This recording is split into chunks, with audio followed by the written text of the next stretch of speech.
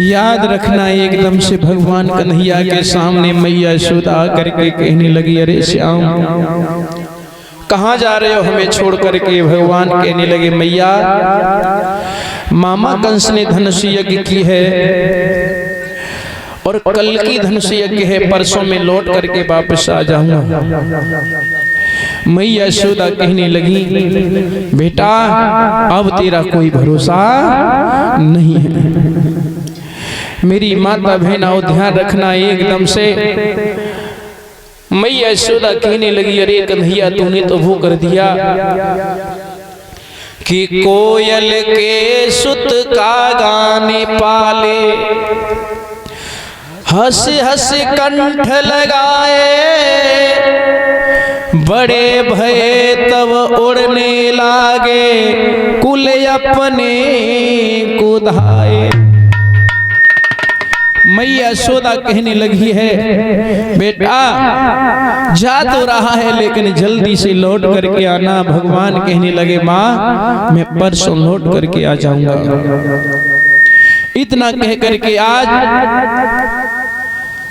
मैया यशोदा पीछे पीछे दौड़ने लगी। भगवान कन्हैया ने रथ आगे को कर दिया और जैसे ही आगे को किया तो एकदम से राधा भी आ गई सामने। कहने लगी, श्याम रथ को रोको, कहाँ जा रहे हो। भगवान कहने लगे, हे राधे मैं मथुरा में जा रहा हूँ, परसों लौट करके आ जाऊंगा। मामा कंस ने धनुष यज्ञ की है।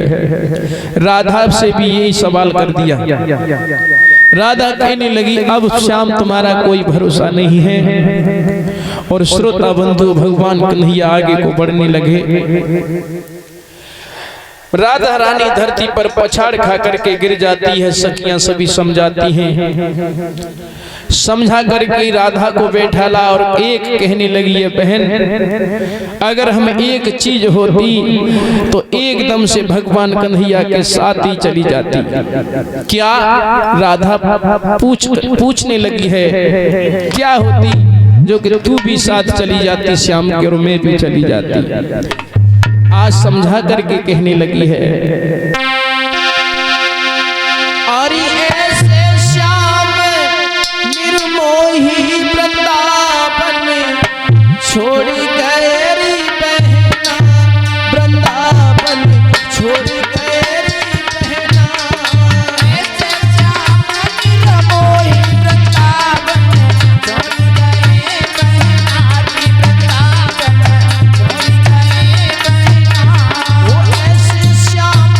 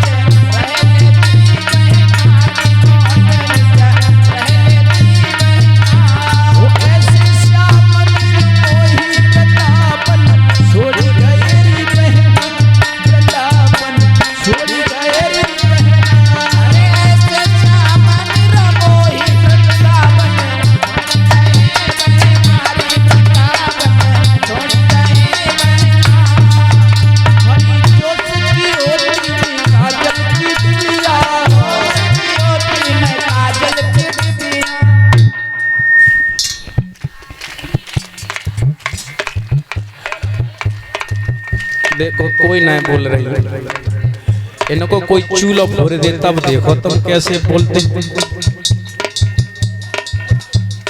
कौन सी फोड़ गई सौत?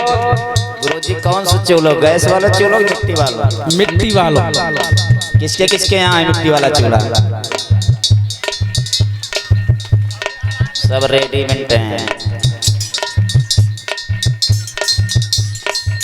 मिट्टी वाला चूल्हा लाला खत्म है अब, क्योंकि मिट्टी नहीं राखी लोगों ने खाए खाए सब खराब करते हैं। और एक बात बताएं, जा दिन से जब गैस की रोटी खाने को मिली समझ लो शरीर बेकार। कबू गैस की बीमारी सुनी और जब से चल गई गैस तब से ही बन गई। इसलिए चूल्हे की रोटी खाओ, कोई बीमारी नहीं बनेगी। चूल्हे की रोटी जिस दिन मिल जाए समझ लो उस दिन एक रोटी ज्यादा खप जाएगी और कोई बीमारी नहीं बनेगी। लेकिन भैया क्या क्या करें, ये नई नई बहुआ जादन से आई, मोह तो कैसे ही लाए दे, इसलिए ताली बजा के बोलो।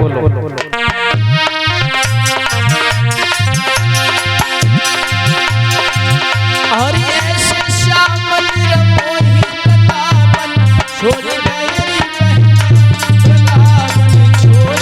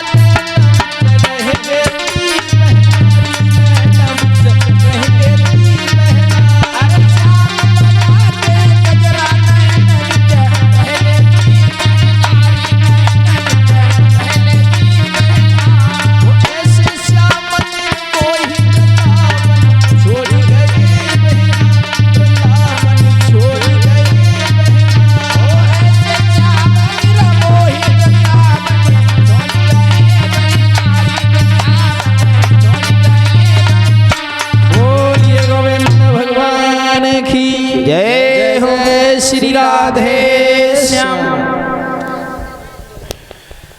हेलो, जो सखी होती में काजल की डिबिया, श्याम लगाते कजरा नैन बिच रह लेती बहना। परीक्षित महाराज पहले को कजरू न रहो, सब खत्म। पुरानी प्रथाएं जो थी वो सब खत्म होती जा रही है। और आपने देखा होगा छोटे छोटे बच्चों की आंखों पर चश्मा, क्यों? कि पहले जो हमारी बूढ़ी माताएं थी काजल बनाती थी अपने घर पर, बच्चे को प्रतिदिन लगाती थी। लेकिन अब तो काजल है ही नहीं। ये मोतियाबिंद क्यों आ रहा आंखों में? इसलिए आ रहा काजल से जो बाहर का शीशा ना होता पुतलिया, वो काजल से साफ हो जाती है, जैसे अपने शीशे को साफ करते हो तुम कपड़े से। लेकिन काजल बिल्कुल खत्म हो गया पुराना। और छोटे छोटे बच्चे वो चश्मा लगा रहे हैं। और जिस दिन से ये मोबाइल चल गई ये वाले, समझ लो बच्चों की आंखें और खराब हो गई। बच्चे को रोटी मत दो, मोबाइल दे दो, भूखा सो जाएगा देखते देखते। मेरी माता बहनाओं, आने वाली पीढ़ी पर जरा ध्यान रखो, ये बच्चे बेकार हो जाएंगे। इनके ऊपर खान पीन का विशेष ध्यान दो। आज के बच्चे से ये कहा जाए बेटा मठा पिएगा ना, दूध पिएगा, हाँ, ये कमजोरी क्यों आ रही है? किसी कवि ने कहा है कि कमजोरी आएगी भारत में, पीबे को दूध मिलेना। कमजोरी आएगी भारत में, पीबे को दूध मिलेना।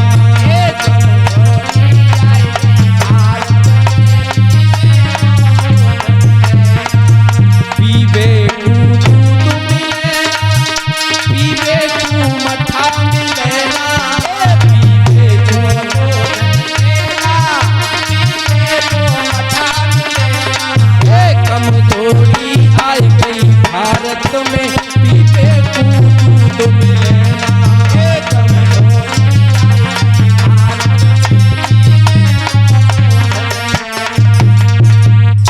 जोड़ी आई गई भारत में पीवे को दूध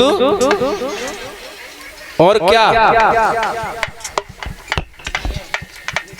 आसिर दूध तीन पापा आसिर दूध तीन पापा सोलाला पे झिलेना आसिर दूध पापा ने सोलाला पे झिलेना। पहले हमारे बुजुर्ग बाल्टी लगा के यूं पी जाते, लाला से क्यों लाला आसिर दूध पी लियो, हाँ हम पे न पियो जाए। अब बताओ जी पहलवान कैसे बन जाए। आसिर दूध पीने पापा सोलाला पे झिलेना आसिर दूध अरे घास लेट को हलवा खाए अरे लाला मल्लू बनेना कमजोरी आई गई भारत में पीवे दूध मिलेना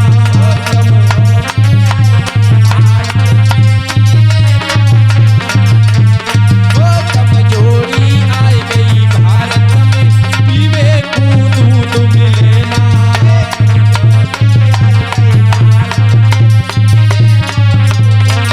बोलिए श्रीमद् भागवत महापुराण की।